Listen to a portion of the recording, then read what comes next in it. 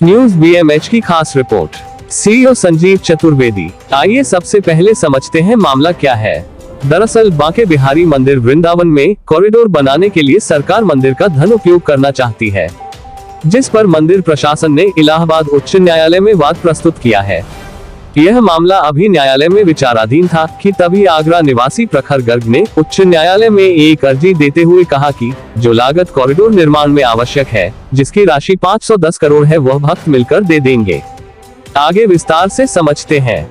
महाधिवक्ता अजय कुमार मिश्रा और अपर महाधिवक्ता मनीष गोयल ने कहा कि लोक शांति और व्यवस्था के लिए सरकार ने प्रस्तावित योजना तैयार की है। मंदिर के पैसे से मंदिर की व्यवस्था बनाई जा रही है, इस पर कोई आपत्ति नहीं होनी चाहिए।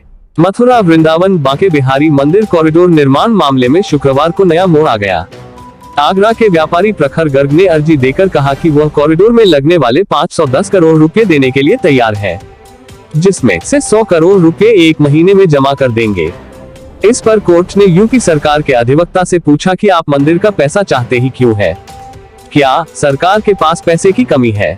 अगर सरकार के पास पैसे की कमी नहीं है तो सारे विवाद का हल हो गया। महाधिवक्ता अजय कुमार मिश्रा और अपर महाधिवक्ता मनीष गोयल ने कहा कि लोक शांति और व्यवस्था के लिए सरकार ने प्रस्तावित योजना तैयार की है। मंदिर के पैसे से मंदिर की व्यवस्था बनाई जा रही है, इस पर कोई आपत्ति नहीं होनी चाहिए। अनंत शर्मा की ओर से दाखिल जनहित याचिका पर मुख्य न्यायमूर्ति प्रीतिनकर दिवाकर और न्यायमूर्ति आशुतोष श्रीवास्तव की खंडपीठ सुनवाई कर रही है। सेवायतों की ओर से कहा गया कि सरकार मंदिर की सुविधा बढ़ाना चाहती है, इस पर उन्हें कोई आपत्ति नहीं है, लेकिन इस काम के लिए मंदिर के पैसे का इस्तेमाल करना चाहती है। अधिवक्ता संजय गोस्वामी ने याचिका की पोषणीयता पर सवाल उठाया। कहा कि सुप्रीम कोर्ट ने कहा है कि तथ्य को लेकर कोई भी याचिका पोषणीय नहीं है, उसमें कानूनी सवाल होना जरूरी है, लिहाजा याचिका पोषणीय नहीं है। याची अधिवक्ता श्री गुप्ता ने कहा कि वर्तमान समय में मंदिर प्रबंधन समिति ही नहीं है, विवाद सिविल अदालत में विचाराधीन है। कहा कि आर्टिकल 25 और 26 में धार्मिक स्वतंत्रता का अधिकार है, किंतु सरकार उचित हस्तक्षेप कर सकती है। इस पर कोर्ट ने जानना चाहा कि योजना लागू की जाती है तो मंदिर का प्रबंधन किसके हाथ होगा। हालांकि सरकार की ओर से इस सवाल का जवाब नहीं दिया गया। मामले में अगली सुनवाई 11 अक्टूबर को होगी। कौन है प्रखर गर्ग? पुलिस वाले खंगालने लगे इतिहास। बांके बिहारी मंदिर कॉरिडोर निर्माण के लिए 510 करोड़ रुपए एकत्र कराने के लिए आगरा के बिल्डर प्रखर गर्ग ने हाईकोर्ट में अर्जी दी।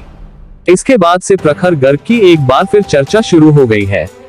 वृंदावन बांके बिहारी मंदिर कॉरिडोर निर्माण के लिए 510 करोड़ एकत्र कराने की हाईकोर्ट में अर्जी देने वाले बिल्डर प्रखर गर्ग की सच्चाई शनिवार को पुलिस रिपोर्ट में सामने आई है। पुलिस आयुक्त डॉक्टर प्रीतिंदर सिंह ने एसएसपी मथुरा को प्रखर गर्ग का आपराधिक इतिहास भेजा है, जिसमें प्रखर पर धोखाधड़ी, चेक बाउंस व अन्य धाराओं में 22 केस दर्ज है। आइए जानते हैं कौन है प्रखर गर्ग, जिसने हाईकोर्ट में बांके बिहारी कॉरिडोर के लिए 510 करोड़ देने की अर्जी लगाई है। बांके बिहारी मंदिर कॉरिडोर निर्माण के लिए 510 करोड़ रुपए एकत्र कराने के लिए आगरा के बिल्डर प्रखर गर्ग ने हाईकोर्ट में अर्जी दी। इसके बाद से प्रखर गर्ग की एक बार फिर चर्चा शुरू हो गई है। वृंदावन बांके बिहारी मंदिर कॉरिडोर निर्माण के लिए 510 करोड़ एकत्र कराने की हाईकोर्ट में अर्जी देने वाले बिल्डर प्रखर गर्ग की सच्चाई शनिवार को पुलिस रिपोर्ट में सामने आई है।